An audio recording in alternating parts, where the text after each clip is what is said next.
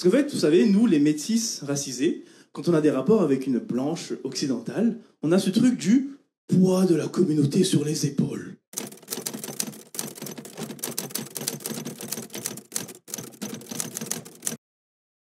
Alors les amis, aujourd'hui j'ai décidé de vous présenter quelques vidéos d'un humoriste slash influenceur réunionnais que j'ai découvert sur Instagram. Personnellement, je ne le trouve pas très drôle, mais j'ai trouvé qu'il y a quelques-unes de ces vidéos qui valaient le détour et voilà pourquoi je vais en parler. Pourquoi je parle de cette situation? C'est parce que tout au long de mon parcours, j'ai rencontré des personnes qui venaient d'outre-mer, que ce soit de Martinique, de Guadeloupe, etc. Et j'ai pu remarquer qu'il y avait une certaine animosité entre ces gens et les personnes qui venaient d'Afrique. Souvent, j'ai entendu qu'ils se sentaient supérieurs aux Africains, ils prenaient les Africains pour des êtres inférieurs, etc. Peut-être que c'est vrai, vu l'état de l'Afrique. Et parfois également, il y a des personnes qui entretenaient une certaine rancœur vis-à-vis des Africains parce qu'ils se disent que ce sont les Africains qui ont été à la base de leur déportation d'Afrique. Est-ce que c'est vrai? Est-ce que c'est faux? Là encore, je vous laisse le choix de le dire en commentaire. Moi, personnellement, ce qui m'a un peu intrigué avec les personnes qui viennent des territoires d'outre-mer, c'est que j'ai remarqué qu'en métropole, ces personnes avaient autant l'habitude de se victimiser que les Africains. Donc, ce sont des personnes qui sont nées dans des territoires français, qui ont la nationalité française, mais malgré tout, ils disaient oui, on ne se sent pas chez nous, on ne se sent pas à l'aise. En France, on sent le rejet, etc., etc. Donc, c'est vraiment quelque chose que je n'ai jamais compris. S'il y a des personnes qui viennent d'outre-mer et qui regardent mes vidéos, expliquez-moi si c'est votre cas et pourquoi, parce que j'ai vraiment envie de savoir. Personnellement, bien que je ne sois pas né en France et bien que je sois venu relativement récemment, parce que ça ne fait pas plus d'une dizaine d'années que je suis là, dès que j'ai obtenu la nationalité, etc., bah, je me suis senti français, quoi. Et même bien avant d'obtenir la nationalité française. Je n'ai jamais eu ce sentiment d'être mis à l'écart, mis à part. D'ailleurs, je trouve qu'en France, on a plus de facilité à s'intégrer, plus de facilité à réussir ce qu'on entreprend qu'en Afrique. C'est le constat que j'ai fait. Mais bon, bref. Vous allez voir dans cette vidéo, il explique pourquoi il ne se sent pas intégré et on va analyser cela. On va analyser quelques-unes de ses vidéos également parce que je pense que c'est vraiment de l'hypocrisie ou peut-être qu'il le fait pour son sketch, pour ses spectacles à deux balles. Avant de commencer aussi, j'ai vraiment remarqué que la plupart des personnes d'origine africaine ou d'origine maghrébine, etc., qui font des stand-up, des théâtres, ils ont toujours les mêmes blagues. C'est soit sur le massif, soit sur la discrimination, soit sur le rassemblement national, etc. En fait, ça ne change jamais. Ou soit ils se moquent des stéréotypes qu'on a des Africains, ils réussissent comme ça et après, ils se plaignent. On peut prendre l'exemple d'Omar Sy, qui a passé son temps à cracher sur les Africains, à se donner un spectacle. Après, c'est de bonne guerre. Il a fait sa carrière dessus. Et dès qu'il réussit, il commence à dire oui, mais le monde du théâtre, le monde du spectacle était très massif, etc. Bon, personne ne t'a obligé à te comporter ainsi, Omar Sy. Arrête de chialer parce que là, tu es en train de te mettre tout le monde à dos et c'est malhonnête en plus. Bon, on va commencer cette vidéo les amis. Avant tout, n'oubliez pas de vous abonner, de liker, de partager et de commenter comme d'habitude. C'est très important. Abonnez-vous également à la newsletter. Et c'est parti pour cette vidéo. Donc, cette personne s'appelle Avocha et c'est un Réunionnais. Écoutez ce qu'il dit de la France. On est en 2025 et ça fait 10 ans que j'ai quitté La Réunion, que j'ai quitté Madagascar et que je suis en Hexagone. Et le bilan, je pense qu'ils ont raison. Je suis pas chez moi. Et c'est difficile à admettre parce qu'au début, j'ai tellement tout fait pour m'intégrer. Tu sais, diplômé d'une grande école, je parle la langue parfaitement, je connais la littérature, je sais cuisiner un chapon. Je ne comprends pas quand quelqu'un dit quand quelqu'un vient d'un territoire d'outre-mer et qui dit j'ai dû apprendre la civilisation, j'ai dû apprendre la littérature, etc. Ben, c'est le programme français quand même dans les territoires d'outre-mer. Peut-être que je me trompe, mais on apprend l'histoire de France, on apprend quasiment la civilisation française, etc. Quel est l'effort d'adaptation que tu as eu à faire en venant en métropole? Honnêtement, je suis très curieux de le savoir, hein. S'il y a des personnes d'outre-mer, dites-le en commentaire vraiment. Parce que quand tu nais dans un territoire français, logiquement et objectivement, tu dois apprendre tout ce qui est en lien avec la culture française, normalement. En vrai, j'ai le CV pour être une grand-mère ici. Mais au fond de moi, je sais que je suis pas chez moi. Pour les fêtes, je suis allé rejoindre ma famille à Orléans. Donc c'est mon cousin qui vient me chercher à la gare. Je rentre dans la voiture, on est trois. On reste un peu devant la gare parce que ça fait longtemps qu'on s'est pas vu. On se dit bonjour. On est trois boucs créoles. Et là, il y a la police qui s'arrête à côté de nous. Ils nous regardent, on les regarde, et là ils nous disent, vous voulez qu'on vous contrôle? Bon, j'ai un peu de mal avec cette histoire, hein, parce que je vous le redis encore, j'ai été dans plusieurs villes françaises, j'ai même été à Paris assez souvent et je ne me suis jamais fait contrôler. Bon, si, une fois je me suis fait contrôler dans les transports en commun, mais parce que j'étais avec un groupe d'autres personnes noires et il y a une personne qui avait décidé de frauder. Donc quand on s'est fait contrôler, cette personne s'est fait choper. Mais je pense que pour le coup, cette fois-ci, c'est le conducteur qui avait signalé qu'il y a une personne qui n'avait pas validé son ticket et voilà pourquoi on s'est fait contrôler. Mais là, se dire juste on est arrêté et il y a des policiers qui arrivent, qui nous contrôlent, personnellement, je ne l'ai jamais vécu. Je ne dis pas que ça n'existe pas, mais personnellement, je ne l'ai jamais vécu. Comment vous étiez habillé, comment vous regardiez la police, tout ça, ce sont des paramètres à prendre en compte. Mais bon, écoutons la suite de son histoire. Peut-être qu'il dit la vérité, hein. Et mes cousins, ils se mettent en colère. Et moi, non, parce qu'en vrai, je suis lassé.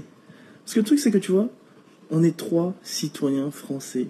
On paye des impôts. On paye leur salaire. Mais juste parce que c'est pas écrit sur nos visages, on a droit au mépris. Et en vrai, je pense que c'est ça qui me... Mais en vrai, se faire contrôler, c'est pas du mépris, quoi.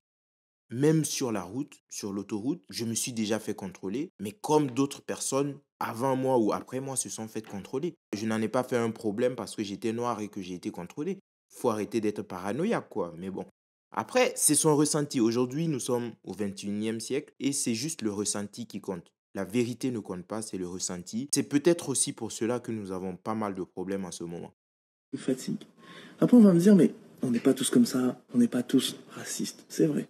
Après, tu vas chez ces gens-là et ils te disent, oh, la Réunion, vous êtes tous gentils, vous êtes tous souriants. Est-ce que tu veux pas danser un peu de Sega pour nous, du Maloya? Non, parce que ma culture n'est pas un folklore. Et donc là, c'est un autre combat encore. Et après, on va te dire, mais ok, on n'est pas tous comme ça, on n'est pas tous racistes, on va pas tous vous exotiser. Tu sais quoi? Moi, j'ai envie de venir m'installer à La Réunion pour découvrir votre culture. T'es en mode, non, parce que ma culture n'est pas à découvrir. On n'est pas une tribu à découvrir. On s'est déjà découvert tout seul. On n'a pas besoin de vous, en fait. Merci. Et en fait, je pense que c'est une accumulation de tout ça qui fait que je suis fatigué. Ça me lasse. Et qu'à la fin de la journée, je me dis, mais j'ai envie de rentrer chez moi, en fait. Parce que on est en 2020. Bon, voici son histoire, les amis. Et ce que je trouve assez dommage, c'est que ces personnes, quand vous ne vous intéressez pas à elles, elles se disent, oh, il ne s'intéresse pas à moi, il ne m'aime pas, il me rejette, etc. Bon, les Français font l'effort de se dire, je vais apprendre ta culture pour peut-être mieux te comprendre. Non, je ne veux pas parce que ma culture n'est pas à apprendre. Mais mon ami, sois cohérent. Toi, tu as appris la culture française, la civilisation française. Tu es arrivé en France, tu as dit que tu t'es intégré. Pourquoi tu ne laisserais pas la chance à des personnes d'apprendre ta culture, d'essayer de te connaître, etc. C'est méchant quand même. Bon, voici son témoignage, les amis. Vous allez voir dans les commentaires aussi, il y a pas mal de personnes qui le soutiennent, hein. Pas mal de personnes qui disent oui, c'est la vérité. Donc, premier commentaire, un qui dit les comportements de colons, c'est épuisant. Il y a une qui m'a bien fait plaisir qui dit perso, je comprends pas de dire ma culture n'est pas à découvrir alors que tu as bien fait la même chose avec la culture française en lisant de la littérature. Alors c'est massif. Ah, c'est bien ce que je me demande. Pourquoi toi tu trouves que c'est massif quand on s'intéresse à ta culture alors que tu as toi-même appris la culture française, tu t'es intégré. Bon, c'est un peu bizarre. T'es chez toi, défonce tout mec, force à nous. Sûrement un autre réunionnais qui lui donne des encouragements. Et là, je ne sais pas si c'est une Française ou quoi. Elle dit, je suis tellement désolée et honteuse de la façon dont la société française traite les personnes étrangères ou perçues comme telles, quelle que soit la situation. J'ai mal en voyant ces comportements répétitifs de mes concitoyens. Pardon. À une échelle bien moindre, je vis cela régulièrement avec des métiers de quelle origine parce que j'ai le teint mat. Et quand je réponds française, on me regarde bizarrement. C'est dire l'absurdité et la violence des questions et des remarques quand elles sont répétées encore et encore et tout ce qu'elles sous-entendent de massif inconsciemment parfois. Bon, après, je ne comprends vraiment pas les gens, quoi. Nous sommes en France où la majorité de la population est d'origine caucasienne, blanche. Donc forcément, quand tu as des traits, quand tu as des origines un peu distinctes, les gens vont te poser la question pour savoir, bah, tu viens d'où? Parce que la France est un pays d'accueil. Il y a de nombreuses ethnies, de nombreuses races qui se sont mélangées. C'est juste une question, quoi. Il n'y a pas à prendre la mouche, etc. Il y a un qui dit « Je suis d'accord, mais j'avoue, j'ai pas trop compris le dernier point. Pour moi, à partir du moment où tu ne connais pas un truc, tu peux le découvrir. Donc, il n'y a rien de mal à vouloir découvrir une autre culture. Est-ce que quelqu'un pourrait m'expliquer? Bah, moi aussi, je ne comprends pas. Je ne sais pas. Bon, je vous laisse regarder les commentaires. Je vais vous mettre peut-être le lien vers sa page Instagram si vous voulez aller voir. Après, je vous le dis, hein, il n'est pas très drôle. J'ai regardé quelques-uns de ses sketchs. Il n'est pas très drôle. On va regarder un deuxième sketch. Je vais remettre depuis le début. Et là, il parle de son premier contact avec l'extrême droite. Vous allez voir, moi, je n'ai pas du tout trouvé ça drôle, mais c'est comme je vous l'ai dit, c'est toujours les mêmes sujets, les mêmes thèmes qui sont abordés et ça devient fatigant, quoi. Pour la porte de son appartement. Et là, le premier truc que je vois, c'est une énorme affiche d'Éric Zemmour et son parti La Reconquête. Eh bien, moi, je suis noir. Si tu viens chez moi, tu auras des surprises. Mais bon, continuons. Et là, mesdames et messieurs, dilemme moral pour moi. Parce que moi, on m'a toujours posé la question, est-ce qu'il faut arrêter de parler aux gens d'extrême droite? Mais on m'a jamais posé la question, est-ce qu'il faut arrêter de parler aux gens d'extrême droite? Sacrément bonne. Mais déjà, vous êtes des débiles parce que si on arrête de parler à d'autres personnes juste parce qu'ils ont des idées différentes, comment on essaie de comprendre leur point de vue, comment on essaie peut-être de leur faire passer aussi un message, de leur faire accepter notre point de vue. Sans dialogue, rien ne peut se construire, quoi. C'est un peu idiot, mais bon, la gauche n'est pas une contradiction près. Ce sont des personnes qui veulent dialoguer avec des meurtriers, avec des agresseurs sexuels, avec des bandits, mais surtout pas avec l'extrême droite. Ok. Eh bien, figurez-vous, mesdames et messieurs, que ce soir-là, j'ai appris des choses sur moi. Et la réponse est non. Hein. J'arrête pas de leur parler. Mais je vais vous dire pourquoi. Parce qu'en fait, vous savez, nous, les métis racisés, quand on a des rapports avec une blanche occidentale, on a ce truc du poids de la communauté sur les épaules. Non, c'est vrai, on se dit, imagine, on n'est pas bon, qu'est-ce qu'elle va penser de nous?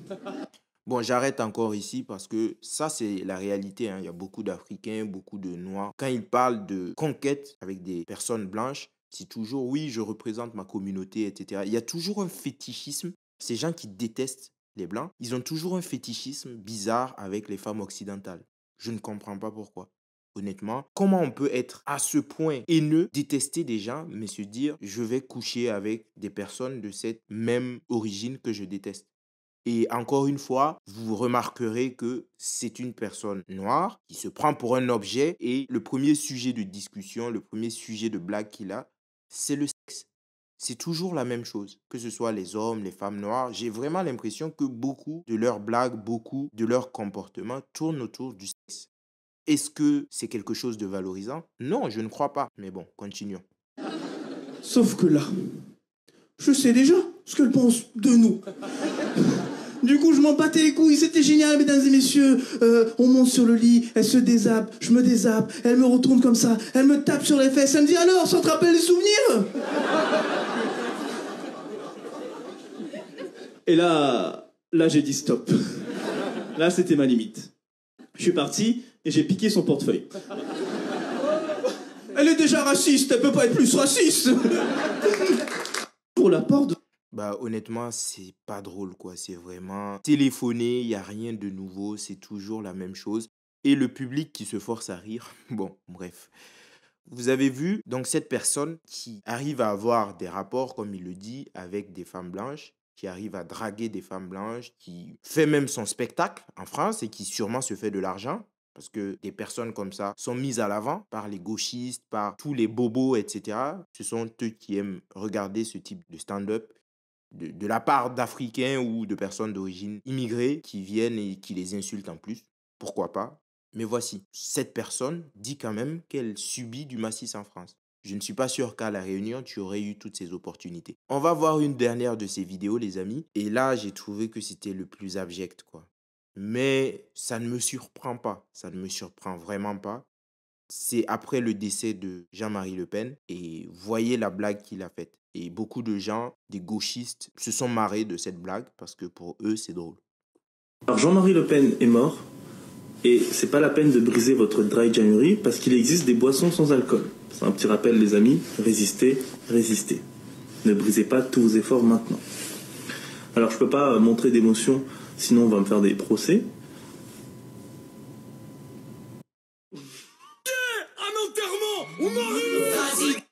Bon, je coupe le son parce que vous savez, avec les droits d'auteur, ça peut très mal se passer. Mais voilà, il appelait à aller faire la fête pour le décès de Jean-Marie Le Pen. Et ce type de personne qui quand même vit bien, à 35 000 followers, c'est pas énorme pour un influenceur ou un humoriste. Ça veut dire qu'il n'est pas très bon, hein. Mais il vit sa meilleure vie, il profite, etc. Et malgré tout, il ne se sent pas bien en France. Il ne se sent pas bien, il trouve qu'il est discriminé. Est-ce que vous auriez un message pour lui? Parce que moi, j'ai envie de lui dire, si tu n'es pas content, retourne à La Réunion. On va me dire que c'est massiste, mais bon, c'est un peu ce que j'ai envie de dire à cette personne. Bon, je vais m'arrêter là, les amis. Il n'y avait pas grand-chose non plus à dire. Mais je trouve que vraiment, pour la plupart de ces gens qui réussissent en France, qui se font un nom, qui ont des entrées, qui font des spectacles et qui malgré tout crachent sur les Français, à un moment ou à un autre, ça doit s'arrêter. Il faudrait montrer à ces gens que cracher indéfiniment sur les Français, ça ne devrait pas être récompensé. Et quand je dis récompensé, c'est qu'on ne devrait pas rendre ces gens riches ou leur permettre d'exercer tout en se gavant, quoi. Ces personnes, elles se font de l'argent et c'est comme ça. Bon, je m'arrête là, les amis. À bientôt. Ciao. Blanc sans le laine, avec black, comme quoi sans haine, on est tous les mêmes.